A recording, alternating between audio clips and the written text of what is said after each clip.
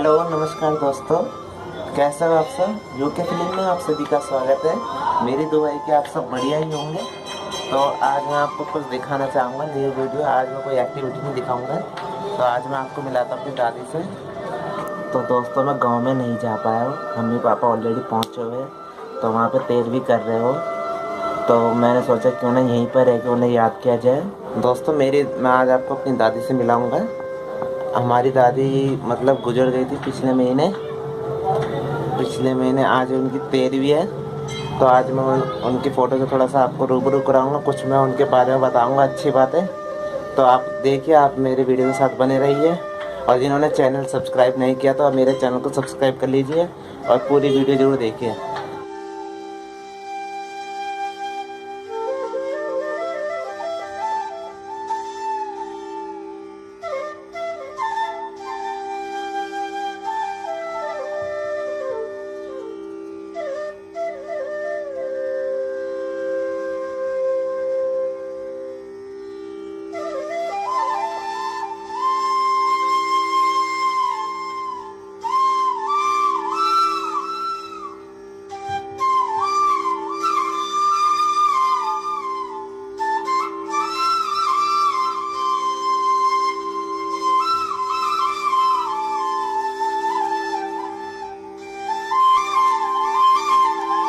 आज मैं अपने दादी के बारे में आपको कुछ बातें बताऊंगा। सबसे पहले तो मैं उनका नाम बताऊंगा। मेरी दादी का नाम श्रीमती देवी था। उनकी उम्र लगभग 85 प्लस हो चुकी थी। उनकी ज़्यादा तबीयत खराब होने की वजह से उनकी 29 तारीख को इस दुनिया से चली गई। तो वो हमेशा आज उनकी 13वीं है। तो मैं इसलिए 13वीं के लिए उनके लिए थोड़ा सा प्रार्थना करूँगा कि उनकी आत्मा को शांति मिले। और जहाँ कहीं भी हो अपना बस मेरे पे हमारे ऊपर, हम सब भाइयों के ऊपर अपना आशीर्वाद बनाए रखे। और हमारे तो दोस्तों, हमारी दादी जो थी वो शुरू से ही बहुत ही मेहनती थी, बहुत ही ज़्यादा काम करती थी कि इतना कि उनको अपना खाने तक का होश नहीं रहता था। तो उनके बारे में और मैं बताना चाहूँगा, वो हमेशा सबको ये समझा के चलती थी कि बेटा बेटा कोई भी हो, हम में से कोई भी हम भाइयों को भी समझाती थी कि कभी भी किसी के साथ गलत मत करना, क्योंकि आगे चलकर आपके साथ भी ऐसा हो सकता है।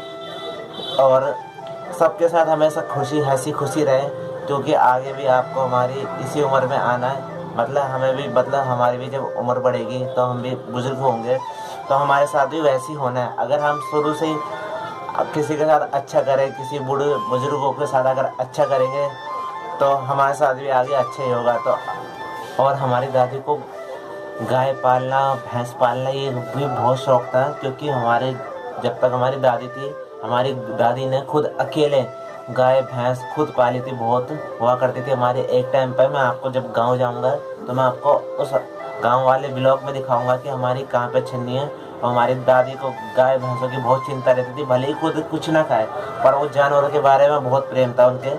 वो हमेशा जानवरों को सुबह उठ के 6 बजे घास दे के आती थी। और उनका घास पानी सब मतलब जो भी होता है वो सब भोजन करा के तब जाके खुद घर पे 8:30-9 बजे करीब नाश्ता खुद करती थी। तब उसके बाद भी वो 5-10 मिनट कहीं ना कहीं खेतों में चली जाती थी, कभी कुछ काम करने कभी कुछ काम नहीं। तो मतलब खाली नहीं बैठती थी हमारी दादी। जब मेरी दादी गांव में रहती थी तो एक बार उनकी ज़्यादा तबीयत ख़राब हो गई थी, उनमें मतलब थोड़ी सी खुजलियाँ हो गई थी। तो मेरी अम्मी फिर गाँव गई थी, तो दादी को लेकर दिल्ली आ गई हमारे यहीं। तो फिर दादी हमारे साथ 1-1.5 साल रही। हमने उनका थोड़ा सा दवा वगैरह कराई थी, थोड़ा बहुत ठीक हुआ था, ज़्यादा तो नहीं हुआ था। पर वो उनकी बीमारी बढ़ती चली गई थी, तो काफ़ी कुछ फ़र्क नहीं पड़ा था।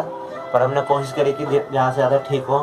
पर हमारे साथ जब दादी डेढ़ करीब साल रही थी हमारे साथ यहाँ पे, तो जब भी मैं रात को लेट आता था काम से, फोटोग्राफी का काम करता था मैं, तो लेट आता था रात को मैं, तो 1:30-2 बजे तो हमेशा दादी तुरंत जग जाती थी और पूछती थी कि हमारा तो कितना लेट हो गया, कहाँ था।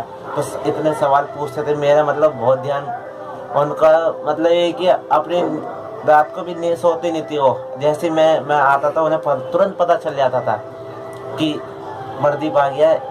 और पूछती थी कहाँ था, कितना लेट होगा। बाप रे, तो इतने ठंड में आ रहा है, तो इतने उसमें आ रहा है, बोले कैसे करेगा। तो मतलब बहुत फिक्र करती थी हम लोगों की, हम क्या सबकी करती। मेरी दादी ने जितना भी अपने जीवन में उतार चढ़ाव देखा वो मुझे खुद बताती थी। मैं जब भी मेरे को टाइम मिलता था मैं अपनी दादी के साथ बातें करता था, गांव की कुछ बातें, पुरानी बातें मैं जानबूझ के छेड़ता था, तो मेरी दादी खुद बताती थी।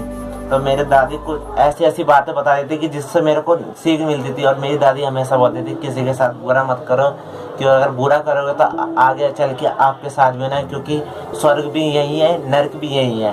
तो इसलिए वो हमेशा बोलती थी कि जो तो कोई भी तुम्हारे बारे में कुछ भी सोचे, तुम किसी के बारे में गलत मत सोचे, क्योंकि आगे उसके साथ भी वही चीज़ होने वाला। तो मैं आप सभी से बोलता हूँ कि आप लोग भी अपनी दादी दादा जो भी आपके होंगे बुजुर्ग लोग, उनके पास बैठिए, उनको भी थोड़ा समय दीजिए। अगर आप समय नहीं दोगे तो आप जीवन के उतार चढ़ाव नहीं सह पाओगे। क्योंकि कहते हैं कि जो पुराने लोग होते हैं और उन्होंने जीवन के काफ़ी दुखों से झेला है, मतलब दुख भरी उनकी ज़िंदगी अगर आप सुनोगे तो आपको खुद आंखों में आंसू आ जाएंगे। हमारी दादी तो मैं काफ़ी दादी के पास वो था, मतलब फ्रेंडशिप हो गई थी हमारी दादी से। तो मैं हमेशा दादी की उनकी पुरानी कथा के बारे में पूछता था कि उन्होंने अपने जीवन में कैसा क्या करा। तो उनकी कुछ कहानी ऐसी होती थी कि हमें रोना तक आ जाता था, पर हम कोई बात नहीं, दादी के साथ हमने काफ़ी टाइम बिताया मैंने, और मुझे काफ़ी अच्छा भी लगा। वो जहाँ कहीं भी हो, मेरी अगर ये बात सुन रही हो तो मैं उनकी आत्मा की शांति के लिए प्रार्थना करता कि आप अपना हमेशा आशीर्वाद बनाए रखिए। और मैं आप सभी लोगों से ये कहता हूँ कि आपके घर में भी अगर कोई बुजुर्ग लोग हैं, दादी है या दादा है, कोई भी है, तो आप उनके पास भी समय अपना बिताइए, उनसे भी कुछ जीवन की उतार चढ़ाव के बारे में देखिए और सोचिए, और कुछ अपने जीवन में भी वही उतार चढ़ाव आपको क्योंकि देखने को मिलेंगे। तो आप भी अपने जीवन में उन्हीं के बारे में मतलब आगे के लिए सोचें, क्योंकि जो लोग पुराने लोग हैं उन्होंने वो ज़िंदगी काट चुकी है। अब आप लोगों को ज़िंदगी काटनी है, जैसे हम और आप लोग जैसे ज़िंदगी काटना चाहते हैं, तो उनसे हम सीख सकते हैं। तो आप अपने घर वालों को मम्मी पापा को भी समय दीजिए, दादी दादा को भी समय दीजिए, और उनसे ज़्यादा से ज़्यादा मोटिवेट होइए, क्योंकि उनकी कथाओं में कुछ बातें बहुत ज़्यादा सत्य है, मतलब सच्चाई है उनकी बातों में। तो आप ज़रूर कोशिश करिए कि उनको समय दीजिए। दादी को जो खाने में पसंद था मैं आपको कुछ बताना चाहूँगा। एक तो सबसे पहले छंचा बहुत पसंद था। वो कहते हैं कि समा चावल होते हैं ना, समा चावल दाने वाले, तो उनसे बनाया जाता था। उसमें मतलब लस्सी होती थी, छाछ हुआ करती थी गाँव में, तो छाछ डाल के और तो चावल को पका के उसमें साथ में मिक्स करके, और जैसे कहते हैं कि ना कड़ी बनाते हैं, सेम वैसी बनती थी, पर उसमें चावल होते थे और नमकीन होती थी। वो नमकीन भी नहीं, थोड़ी सी खट्टी होती थी, और अगर उसमें नमक डालोगे तो नमकीन हो जाती थी। पर ज़्यादातर हम खट्टी टाइप की खाते थे, खट्टी छाछ, तो वो मज़ा आता था। जब हमने शुरू में खाया था, हमारी दादी ने बना के दिया था, तो हमें अच्छा नहीं लगा था। जब हम 2-4 दिन हमने दोबारा खाई तो हमें इतना अच्छा लगा कि हम कभी कभार दिल्ली में भी बनाते हैं। जिस दिन हम बनाएंगे मैं आपको ज़रूर दिखाऊंगा उसके बारे में। और मेरी दादी को कंडेली गांव में कहते हैं कि उत्तराखंड में ये बहुत फेमस पौधा होता है कि ये कंडेली ऐसा पौधा होता है कि इस पौधे में ना कांटे कांटे होते हैं। अगर उसमें अगर हाथ लगाए तो जैसे कहते हैं ना कि करंट लगता है, वो बिजली के करंट से भी ना 2 गुना तेज होता है उसमें। अगर आप हल्का सा भी छू लेते हो उस पत्ते को, उसके पत्ते को भी छू लोगे तो इतना ज़ोर से चुभता है, और उसको करीब वो 24 से 48 घंटे बाद उसका घाव भरता तब जाके।